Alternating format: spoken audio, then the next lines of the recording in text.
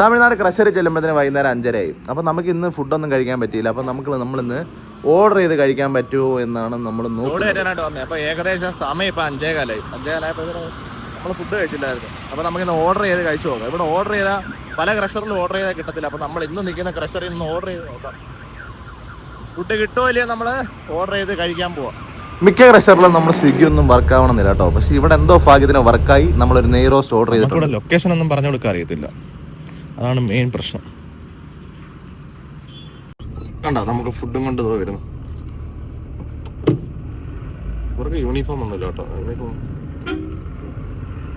Food കൊണ്ടോ നണ്ണ കേട്ടോ. സ്വിഗ്ഗി എന്നല്ലേ സ്വിഗ്ഗി. എന്റെ പേരെന്തുവാ? മണികണ്ഠൻ. എടാ ഊരി ഇവിടെ പക്കം. Okay, thank you. അണ്ണനെ കുറേ നേരം കാണാതെ ഞാൻ വിചാരിച്ച് മിക്കവാറും ഇന്ന് പട്ടിണിയാവുന്നു. നമ്മളെ ഭാഗ്യത്തിന് സാധനം എത്തി. ഞാൻ തമിഴ്നാട്ടിലെ കുറേ ക്രഷറിലൊക്കെ നോക്കിയിട്ടുണ്ട് കേട്ടോ. സ്വിഗ്ഗിയും സൊമാറ്റോ എല്ലാം നോക്കി, പക്ഷെ ഒന്നും അങ്ങോട്ട് വർക്കായില്ലായിരുന്നു. പക്ഷേ ഇവിടെ നമ്മുടെ ഭാഗ്യത്തിന് അതെല്ലാം വർക്കായി. നമ്മുടെ ദോശയും ഇങ്ങെത്തി. നമ്മൾ നമ്മുടെ ദോശയായിട്ട് ഇവിടുത്തെ ക്യാൻറ്റീനിലോട്ട് പോവാം. ഇതാണ് നമ്മുടെ ക്രഷറിൻ്റെ അടുക്കള. ഞാനാണ് ഷെഫ്. നമുക്ക് വേണ്ട പ്ലേറ്റ് നമ്മൾ തന്നെ എടുക്കും. ക്രഷറ് നല്ല സാമ്പാറും ചോറും ഇരിപ്പുണ്ടായിരുന്നു കേട്ടോ. നമ്മൾ പോകുന്ന ചില ക്രഷറിലൊക്കെ ഊണും രാവിലത്തെ കാപ്പിയും വൈകിട്ടത്തെ കാപ്പിയും കാര്യങ്ങളൊക്കെ ഉണ്ട്. ചിലയിടത്ത് ഈ തമിഴ്നാട് സ്റ്റൈലാണ്, അത് നമുക്ക് അങ്ങോട്ട് പറ്റത്തില്ല. ഞാൻ ഇവിടെ ഊണുണ്ടെന്ന് അറിഞ്ഞില്ല കേട്ടോ, അറിയാതാണ് ഞാനിത് ബുക്ക് ചെയ്തത്. അപ്പോൾ വന്ന് നമ്മൾ അടുക്കള ചെന്നപ്പോഴാണ് അവിടെ ചോറും സാമ്പാറും മീൻകറി ഉണ്ടായിരുന്നത് തീർന്നെന്ന് പറഞ്ഞു. നമ്മൾ ഓർഡർ ചെയ്തതെന്ന് വെച്ചാൽ ഗീപ്പൊടി ദോശ കേട്ടോ. അപ്പോൾ ഗീപ്പൊടി ദോശയുടെ കൂടെ അവർ കടയിൽ നിന്ന് കുറച്ച് സാമ്പാറുണ്ട്, നമ്മളത് നോക്കിയില്ല. നമുക്ക് ക്രഷറിൽ നല്ല സാമ്പാറുള്ളതുകൊണ്ട് നമ്മൾ അതെടുത്ത്.